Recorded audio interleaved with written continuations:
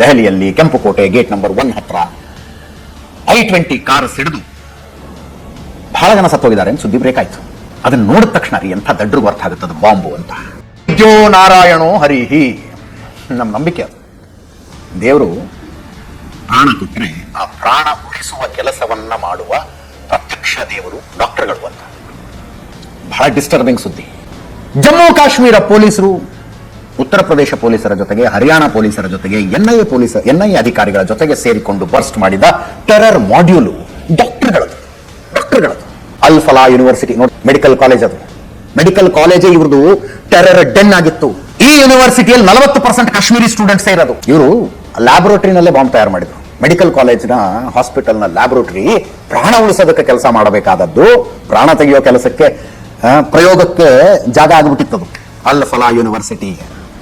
ದೂರದಿಂದಲೇ ದೊಡ್ಡ ನಮಸ್ಕಾರ ರೀ, ದೂರದಿಂದಲೇ ದೊಡ್ಡ ನಮಸ್ಕಾರ. ಡೆಲ್ಲಿ ಬಾರ್ಡರ್ ಇಂದ 50 ಕಿಲೋಮೀಟರ್ ದೂರದಲ್ಲಿ ಹರಿಯಾಣದ ಒಳಗಿದೆ ಇದು. ವೈಟ್ ಕಲರ್ I-20 ಕಾರು ಬೆಳಗ್ಗೆ 7:30 ತನಕ ಹರಿಯಾಣದ ಫರೀದಾಬಾದ್ನಲ್ಲೇ ಇತ್ತು.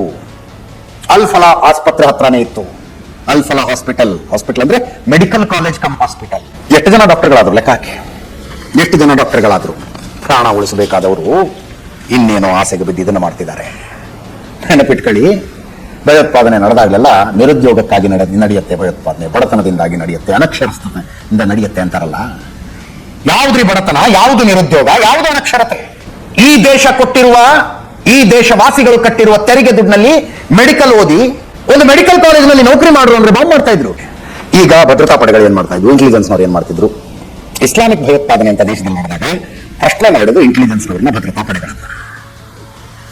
ಗಾಂಧಿ ಕೊಲೆ, ಪನ್ಸಾರೆ ಕೊಲೆ, ಕರ್ಮಗಿ ಕೊಲೆ, ಗೌರಿ ಲಂಕೇಶ್ ಕೊಲೆ ಆದಾಗ ಆ ಕೊಲೆಗೆ ಕಾರಣವಾದ ಸಿದ್ಧಾಂತದ ಬಗ್ಗೆ ಮಾತಾಡೋದು. ಯಾವ ಸಿದ್ಧಾಂತದಿಂದಾಗಿ ಈ ಕೊಲೆ ಆಯಿತು ಅಂತ. ಇಂದಿರಾ ಗಾಂಧಿ ಕೊಲೆ, ರಾಜೀವ್ ಗಾಂಧಿ ಕೊಲೆ ಆದಾಗ ಸಿದ್ಧಾಂತವನ್ನೂ ಮಾತಾಡೋದಿಲ್ಲ, ಭದ್ರತಾ ವೈಫಲ್ಯವನ್ನೂ ಮಾತಾಡೋದಿಲ್ಲ, ಮಾತಾಡೋದು ಬಲಿದಾನ ಅಂತ. ಬಲಿದಾನ ಅಂತ. ಇದು ಮೋಡಸ್ ಆಪರಂಡಿ.